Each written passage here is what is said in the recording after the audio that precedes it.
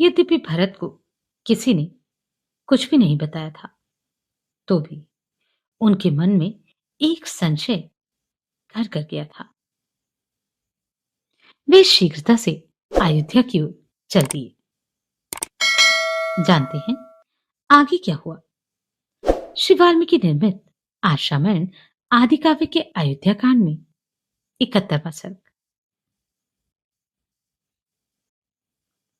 राजगृह से निकलकर पराक्रमी भरत पूर्व दिशा की ओर चले।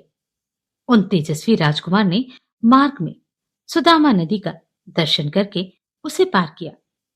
तत्पश्चात इक्ष्वाकु नंदन श्रीमान भरत ने, जिसका पाठ दूर तक फैला हुआ था, उस हल्दी नदी को लांघकर पश्चिमाभिमुख बहने वाली शत्रु नदी सतलुज को पार किया। वहां से एलधा नामक गांव में जाकर वहां बहने वाली नदी को पार किया। तत्पश्चात वे अपर पर्वत नामक जनपद में गए। वहां शिला नाम की नदी बहती थी, जो अपने भीतर पड़ी हुई वस्तु को शिला बना देती थी। उसे पार करके भरत वहां से आगरे कोण में स्थित शल्यकर्षण नामक देश में गए, जहां शरीर से कांटे को निकालने में सहायता करने वाली औषधि उपलब्ध होती है। तदनंतर सत्यप्रतिक भरत ने पवित्र होकर शिलावाहा नामक नदी का दर्शन किया, जो अपनी प्रखर धारा से शिलाखंडों, बड़ी बड़ी चट्टानों को भी बहा ले जाने के कारण उक्त नाम से प्रसिद्ध थी। उस नदी का दर्शन करके वे आगे बढ़ गए और बड़े बड़े पर्वतों को लांघते हुए चैत्रत नामक वन में पहुंचे। तत्पश्चात पश्चिम वाहिनी सरस्वती तथा गंगा की धारा विशेष के संगम से होते हुए उन्होंने वीर मत्स्य देश के उत्तरवर्ती देशों में पदार्पण किया और वहां से आगे बढ़कर वे भारुंड वन के भीतर गए। फिर अत्यंत वेग से बहने वाली तथा पर्वतों से घिरी होने के कारण अपने प्रखर प्रवाह के द्वारा कलकदनाद करने वाली कुलिंदा नदी को पार करके यमुना के तट पर पहुंचकर उन्होंने सेना को विश्राम कराया। थके हुए घोड़ों को नहलाकर उनके अंगों को शीतलता प्रदान करके उन्हें छाया में घास आदि देकर आराम करने का अवसर दे राजकुमार भरत स्वयं भी स्नान और जलपान करके रास्ते के लिए जल साते आगे बढ़े। मंगलाचार से युक्त हो मांगलिक रथ के द्वारा उन्होंने, जिसमें मनुष्यों का बहुधा आना जाना था या रहना नहीं होता था, उस विशाल वन को उसी प्रकार वेगपूर्वक पार किया जैसे वायु आकाश को लांघ जाती है। तत्पश्चात अंशुधान नामक ग्राम के पास महानदी भागीरथी गंगा को दुस्तर जानकर रघुनंदन भरत तुरंत ही प्रागवट नाम से विख्यात नगर में पहुंच गए। प्रागवट नगर में गंगा को पार करके वे कुटी कोशिट का नाम वाली नदी के तट पर आए और सेना सहित उसको भी पार करके धर्मवर्धन नामक ग्राम में जा पहुंचे। वहां से तोरण ग्राम के दक्षिणार्ध भाग में होते हुए जम्बूप्रस्थ में गए।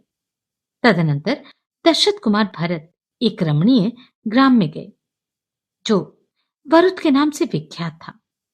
वहां एक रमणीय वन में निवास करके वे प्रातःकाल पूर्व दिशा की ओर बढ़ चले। जाते जाते उजिहाना नगरी के उद्यान में पहुंच गए, जहां कदम्ब नाम वाले वृक्षों की बहुत आयात थी। उन कदम्बों के उद्यान में पहुंचकर अपने रथ में शीघ्रगामी घोड़ों को जोतकर सेना को धीरे धीरे आने की आज्ञा दे भरत तीव्र गति से चल दिए।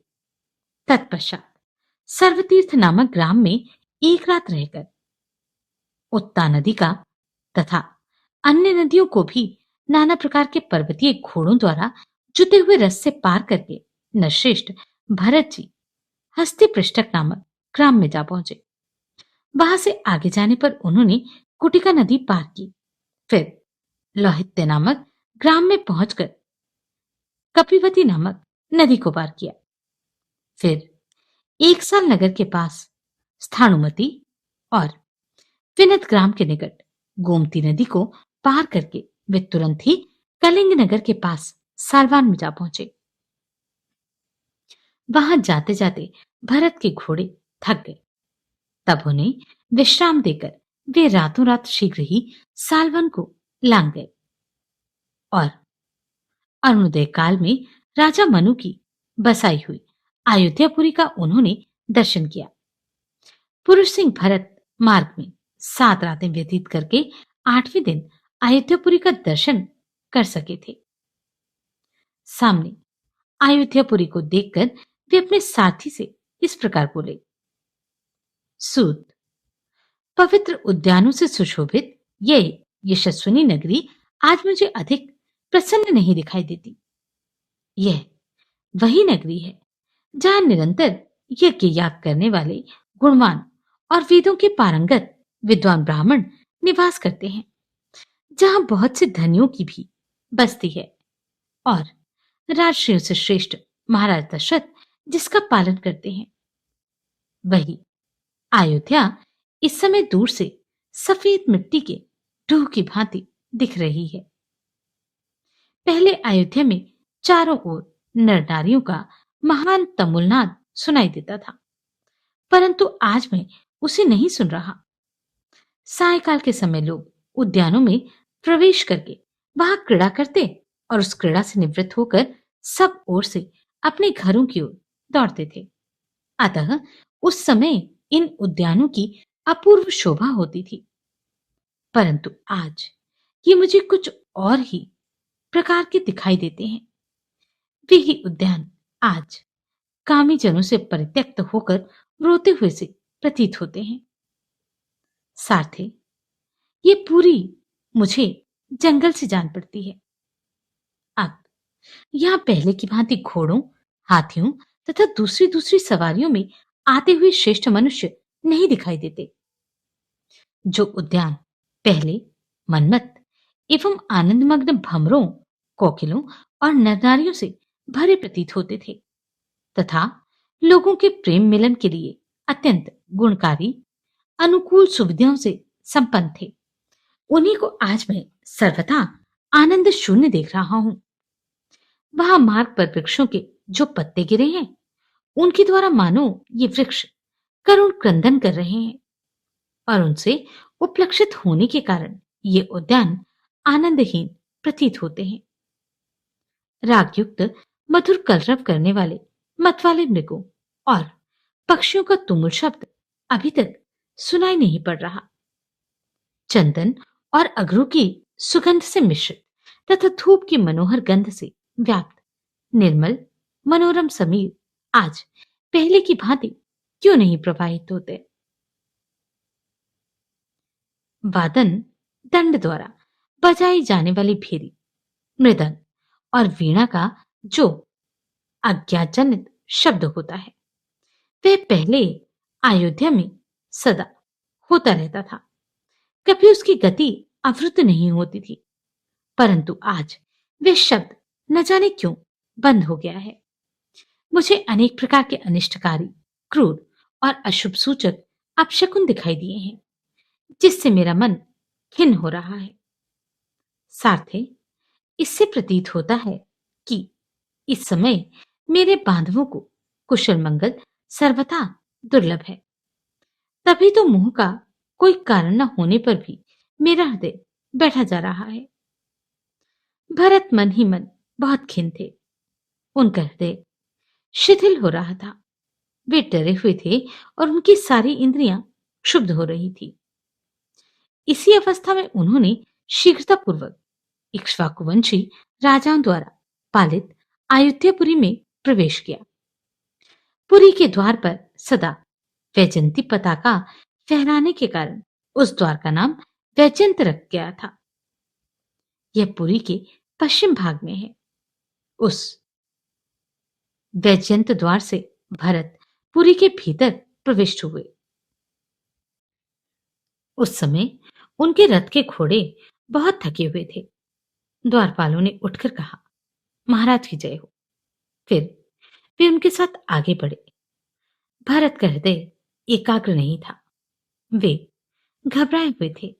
अतः उन रघुकुल नंदन भरत ने साथ आए हुए द्वारपालों को सत्कारपूर्वक लौटा दिया और कैकेयराज अश्वति के थके मांदे सारथी से इस प्रकार कहा, निष्पाप सूत, मैं बिना कारण ही इतनी उतावली के साथ क्यों बुलाया गया? इस बात का विचार करके मेरे हृदय में अशुभ की आशंका होती है। मेरा दीनता रहित स्वभाव भी अपनी स्थिति से भ्रष्ट हो रहा है। सारथे, अब से पहले मैंने राजाओं के विनाश के जैसे जैसे लक्षण सुन रखे थे, उन सभी लक्षणों को आज मैं यहां देख रहा हूं। मैं देखता हूं, गृहस्थों के घरों में झाड़ू नहीं लगी। वे रूखे और श्रीहीन दिखाई देते हैं। उनकी किवाड़ें खुली हैं। इन घरों में बलि वैष्णुदेव कर्म नहीं हो रहा। ये धूप की सुगंध वंचित है। इनमें रहने वाले कुटुंबियों को भोजन प्राप्त नहीं हुआ तथा ये सारे ग्रह प्रवाहीन अर्थात उदास दिखाई देते हैं। इनमें श्री का अर्थात लक्ष्मी का निवास नहीं है। देव मंदिर फूलों से सजे हुए नहीं दिखाई देते। इनके आंगन झाड़ बहार कर साफ नहीं किए गए हैं। ये मनुष्यों से सूने हो रहे हैं। अतएव इनकी पहले जैसी शोभा होती थी वैसी अब नहीं है। देव प्रतिमाओं की पूजा बंद हो गई है। यज्ञशालाओं में यज्ञ नहीं होते। फूलों और मालाओं के बाजार में आज बिकने को कोई वस्तु नहीं है। यहां पहले के समान बनिए भी आज दिखाई नहीं देते। चिंता से उनका हृदय उद्विग्न जान पड़ता है और अपना व्यापार नष्ट हो जाने के कारण वे संकुचित हो रहे हैं। देवालयों तथा चैत्य अर्थात देव वृक्षों पर जिनका निवास है, वे पशु पक्षी दीन दिखाई दे रहे हैं। मैं जानता हूं और देखता हूं कि नगर के सभी स्त्री पुरुषों का मुख मलिन है। उनकी आंखें आंसू से भरी हैं और वे सब के सब दीन, चिंतित, दुर्बल तथा उत्कंठित हैं। सारथी से ऐसा कहकर अयोध्या में होने वाले उस अनिष्ट सूचक चिन्हों को देखते हुए भरत मन ही मन दुखी हो राजमहल में गए। जो अयोध्यापुरी कभी देवराज इंद्र की नगरी के समान शोभा पाती थी, उसी के चौराहे, घर और सड़क के आज सुनी दिखाई देती थी तथा दरवाजों की किवाड़ें धूली धूसर हो रही थी। उसकी ऐसी दशा के देखकर भरत पूर्णतः दुख में निमग्न हो गए। उस नगर में जो पहले कभी नहीं हुआ था, ऐसी अप्रिय बातों को देखकर महात्मा भरत ने अपना मस्तक नीचे को झुका लिया। उनका हर्ष छिन्न भिन्न हो गया था। उन्होंने दीन हृदय से भवन में प्रवेश किया। इस प्रकार श्री वाल्मीकि निर्मित आर्षारामायण आदि काव्य के अयोध्या कांड में 71वां सर्ग पूरा हुआ।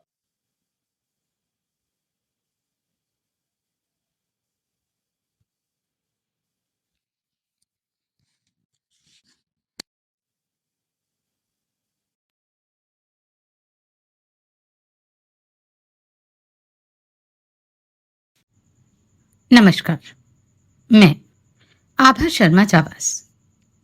अगर आपको ये प्रश्न सराहनीय लगे तो आप कंट्रीब्यूट कर सकते हैं।